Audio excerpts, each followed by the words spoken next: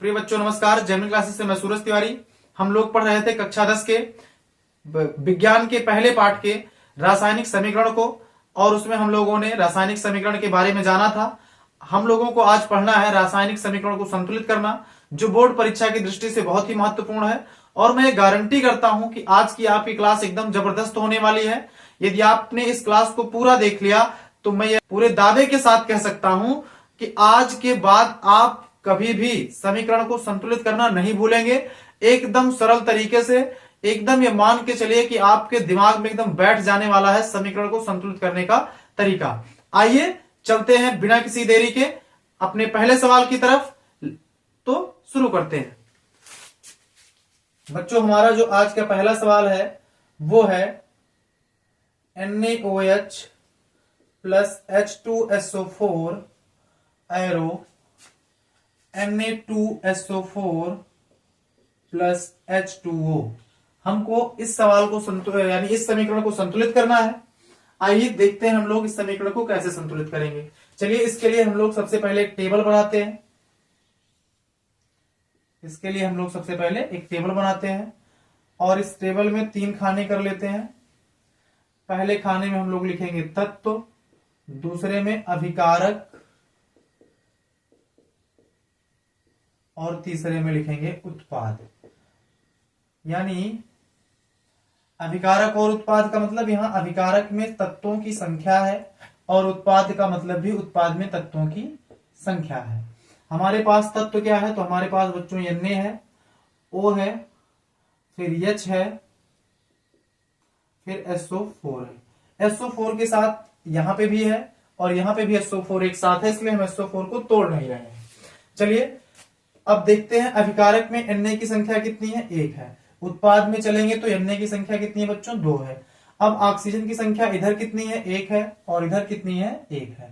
यहाँ पे ऑक्सीजन 1 है, यहाँ पे भी ऑक्सीजन 1 है। हाइड्रोजन की संख्या बच्चों इधर कितनी है? तो इधर हाइड्रोजन की संख्या है, यहाँ पे 1 है और यहाँ पे 2, यानी 1 प्लस 2। यहाँ पे 1 और यहाँ पे 2 और बीच में प्लस लगा हुआ है, इसलिए हमने क्या लिख लिया? 1 प्लस 2 लिख लिया। अब बच्चों यहाँ पे हमारे पास हाइड्रोजन की संख्या एक ही जगह पे है और उसकी वैल्यू कितनी है? 2। यहाँ पे होता आता है 3। अब SO4 इधर 1 है और इधर 1 है। हम लोग क्या कर सकते हैं? हम लोगों ने देखा कि 2 ऐसी जगहें हैं जहां पर हमारे तत्व जो है संतुलित नहीं है। अच्छा, इस समीकरण को संतुलित करना आवश्यक क्यों है?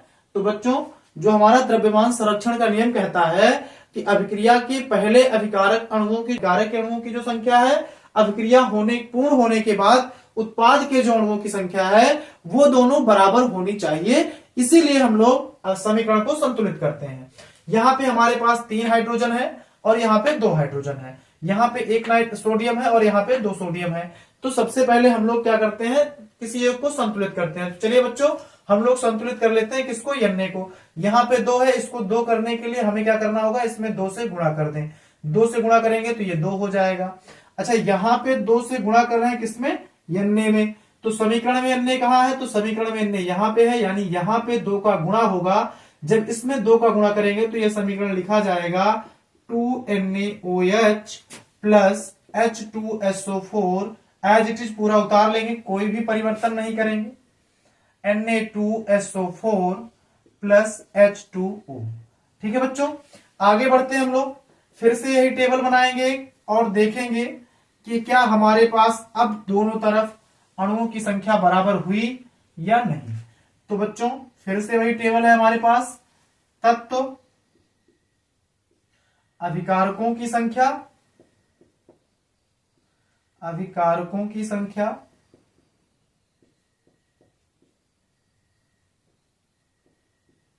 और उत्पाद के अणुओं की संख्या। अभिकारक की संख्या और उत्पाद की संख्या, यानी तत्व अपनी तरफ से आप अंडरस्टूड रखेंगे। हमारे पास अब बच्चों इस समीकरण को देखना है। ये समीकरण हमारे लिए कुछ नहीं हुआ, कट गया, खत्म हो गया उसकी वैल्यूएशन वहीं पर। अब ये हमारा नया समीकरण है। यहां पर तत्व है हमारे पास Na और यहां पे हमारे पास है O, फिर H है, फिर SO4 है। Na की संख्या बच्चों अब की बार 2 इकन्नम 2 हो गई। इधर कितनी है? तो इधर ऑलरेडी 2 थी। अब यहाँ पे ऑक्सीजन की वैल्यू कितनी हो गई? तो 2 इकन्नम 2 हो गई। इधर कितनी है बच्चों? तो इधर ऑक्सीजन की वैल्यू अभी 1 ही है। हाइड्रोजन की वैल्यू की बात करें तो हाइड्रोजन यहाँ पे 2 × 2 और प्लस यहाँ वाला 2 बराबर कितना हो गया 4, और इधर हाइड्रोजन कितना है अभी 2 है। SO4 एक था इधर भी और इधर भी एक ही है। अब बच्चों कहां पे कमी या और ज्यादा वृद्धि है, तो हम देख रहे हैं कि हमारे पास हाइड्रोजन में कमी है और ऑक्सीजन में कमी है। जिसकी भी आप कमी को बराबर करना चाहे, चाहे हाइड्रोजन को चाहे ऑक्सीजन को, उसको हम लोग कर ले। तो अगर हम लोग करेंगे तो चलिए सबसे पहले हम लोग किसको बराबर कर लेते हैं, ऑक्सीजन को बराबर कर लेते हैं। यहाँ 2 है यहाँ 1 है, तो उत्पाद में ऑक्सीजन के साथ 2 का गुणा कराएंगे। अब उत्पाद में हमारे पास जो अकेली हाइड्रोजन है, हम लोग यहीं से जान रहे हैं कि ये वाली हाइड्रोजन है, इसमें 2 से जब गुणा करोगे तुम लोग तो क्या होगा, इस पूरे में गुणा होगा। और नई समीकरण जो हमारी बनेगी वो क्या बनेगी बच्चों, तो हमारा जो नया समीकरण बनेगा 2NaOH प्लस H2SO4, एरो लगाएंगे, Na2SO4 2H2O हो जाएगा। और इस समीकरण का जो हम चित्र है वो इधर बना लेते हैं, फिर से एक टेबल बनाएंगे और इस टेबल में हम लोग फिर से वही चीजें, तत्व, फिर अभिकारक और फिर उत्पाद, तीनों चीजों को फिर से लिखेंगे। जो जो तत्व हमारे पास है उनका नाम NaOH और SO4। बच्चों यहाँ पे Na की वैल्यू कितनी, तो यहाँ पे Na की वैल्यू 2, यहाँ पे भी हो जाएगी 2। उत्पाद में Na की वैल्यू कितनी है, तो 2 है। ऑक्सीजन में ऑक्सीजन की वैल्यू अभिकारक में कितनी है, तो 2 × 2 है, यहाँ पे भी 2 लिख लेंगे। यहाँ पे 2 का गुणा हुआ तो 2 × 2, यहाँ पे भी 2 हो गई। चलिए हाइड्रोजन की वैल्यू हमारे पास कितनी है इधर, तो 2 × 2 प्लस 2, यहाँ पे क्या है 2 + 2 = 4, यहाँ पे 2 का गुणा हुआ तो 2 दूनी 4, यहाँ पे क्या हो गया 4 हाइड्रोजन हो गया। SO4 यहाँ पे भी 1 है, यहाँ पे भी 1 है, यानी SO4 की वैल्यू क्या है 1 है। अब हम लोग देख रहे हैं यहाँ पे 2 2 2 4 और 1, यानी LHS = RHS। तो हमारा ये वाला समीकरण यही क्या है, संतुलित समीकरण है। फिर से इसको लिख देंगे 2NaOH plus H2SO4 arrow Na2SO4 plus 2H2O, यही संतुलित रासायनिक समीकरण है। यही संतुलित रासायनिक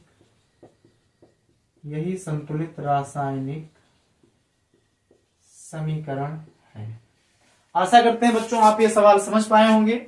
ये सवाल बोर्ड परीक्षा की दृष्टि से बहुत महत्वपूर्ण है। इस प्रकार की आपको एक सवाल जरूर से जरूर हल करने हैं। आइए बढ़ते हैं एक और जबरदस्त सवाल की तरफ। तो इसका आप लोग चित्र ले सकते हैं।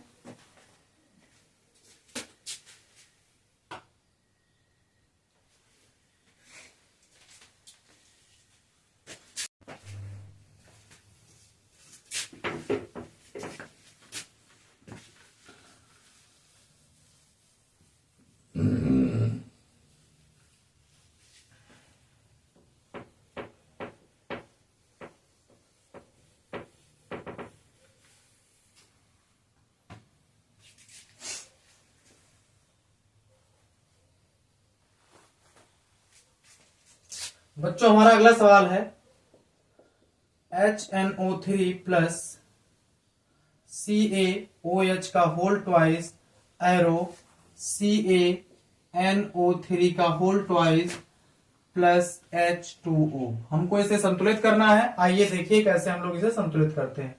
तो इसके लिए आपको पता है हमें सबसे पहले क्या करना है, टेबल बनाना है। उस टेबल को 3 कॉलम में बांट लेना है। एक तरफ क्या हो जाएगा, आपके पास तत्व हो जाएंगे, बीच में आपका अभिकारक होगा, फिर उत्पाद हो जाएगा। तो बच्चों पहला तत्व क्या है, हाइड्रोजन है। NO3 यहाँ पे भी NO3 एक साथ है, यहाँ पे भी है, इसलिए NO3 को नहीं तोड़ेंगे।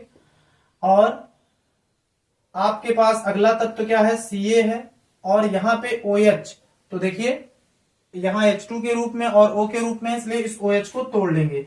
तो ये यहाँ पर हम लोग एक बार लिख चुके हैं, तो फिर इसलिए हम लोग क्या लिखेंगे, O लिखेंगे। हाइड्रोजन कितना है, अभिकारक की तरफ 1 है, उत्पाद की तरफ 2 है, NO3 1 है और इधर है 2, कैल्शियम इधर भी 1 है और इधर भी 1 है। ऑक्सीजन बच्चों इधर कितना है, तो इधर 2 है और इधर कितना है, 1 है। चलिए सबसे पहले हम लोग इसमें ऑक्सीजन को बराबर कर लेते हैं। तो जब ऑक्सीजन को उत्पाद में ऑक्सीजन में 2 से गुणा करते हैं और यहाँ पर ऑक्सीजन यहाँ है, यहाँ 2 से गुणा हो जाएगा, हमारा जो समीकरण बनेगा वो क्या बनेगा, HNO3 प्लस CaOH का होल ट्वाइस एरो CaNO3 का होल ट्वाइस प्लस 2H2O। इसके लिए टेबल बनाते हैं बच्चों। क्या बनेगी टेबल में, एक 3 टेबल, यानी आपके पास 3 खाने वाली एक टेबल होनी चाहिए।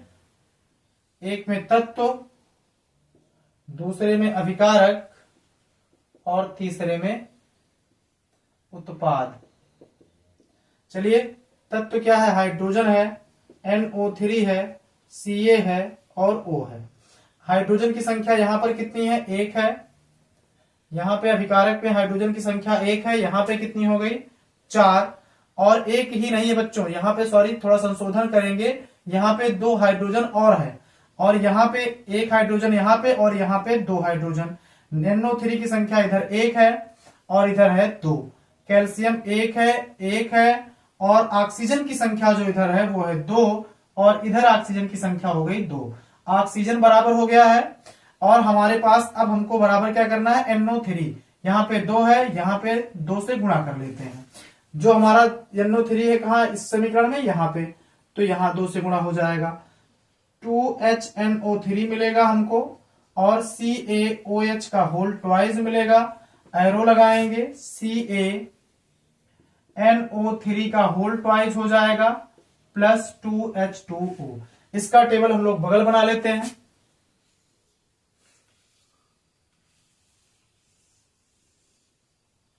चलिए ये टेबल हो गया हमारे पास और 3 कॉलम, एक तत्व का, दूसरा अभिकारक और तीसरा कॉलम हो जाता है हमारे पास उत्पाद। ठीक है बच्चों, तत्व हमारे पास क्या है, हाइड्रोजन है, NO3 है, कैल्शियम है और ऑक्सीजन है। हाइड्रोजन की संख्या कितनी है, तो अब यहां पे हमने 2 से गुणा कर दिया, तो पहले तो हमारे पास एक हो गया 2, दूसरा हमारे पास यहां 2 है ही, इसलिए हम लोग यहाँ पे 2 + 2 = 4 कहेंगे। इधर 2 दूनी 4 पहले से ही था। NO3 क्या हो गया यहाँ पे, तो 2 × 2 और इसलिए NO3 अभिकारक की तरफ 2 हो गया, उत्पाद में NO3 2 पहले से है। कैल्शियम की संख्या में कोई परिवर्तन नहीं हुआ। ऑक्सीजन की संख्या तो यहाँ पे 2 है और इधर भी 2 है, ये दोनों हो गए बराबर, यानी LHS = RHS। तो इसलिए जो हमारा संतुलित समीकरण होगा वो होगा 2HNO3 प्लस CaOH का होल ट्वाइस एरो CaNO3 का होल ट्वाइस प्लस 2H2O। बच्चों ये हमारा क्या है, संतुलित रासायनिक समीकरण है। इस प्रकार से हमारा यह समीकरण संतुलित हो जाता है। तो बच्चों आज की क्लास बस यहीं तक। हम आशा करते हैं कि अब आप लोग समीकरण को संतुलित करना सीख चुके हैं। यदि आपको यह क्लास अच्छी लगी हो, समझ में आया हो, तो आप चैनल को सब्सक्राइब करिए, वीडियो को लाइक करिए। और हाँ, यदि आपको कोई सवाल समझ में नहीं आया है या यदि आप कोई और सवाल पूछना चाहते हैं तो आप हमें कमेंट करके बता सकते हैं। और कमेंट करके आप हमें यह भी बताइए कि आज की क्लास आपको कैसी लगी। इससे हमको एक मोटिवेशन भी मिलेगा और हम आपके लिए और अच्छे से तैयारी करके आएंगे और आपको और सरलतम तरीकों से बताने का प्रयास करेंगे। यदि आपका कोई सवाल है जो आप कमेंट में नहीं लिख पा रहे हैं तो उसके लिए आप हमें ईमेल कर सकते हैं। हमारे मेल आईडी है gemini2022@gmail.com। इस ईमेल पर आप हमें मेल कर सकते हैं अपने सवालों को। ये मेल जो है, ये मेल आपके लिए ही है। तो आज की क्लास यहीं पर समाप्त करते हैं। आप लोग बने रहिए जेमिनी क्लासेस के साथ। अगली कक्षा में हम लोग मिलेंगे इससे भी दमदार टॉपिक के साथ और सीखेंगे कुछ नए तरीके बोर्ड परीक्षा की दृष्टि को ध्यान में रखते हुए। तब तक के लिए धन्यवाद।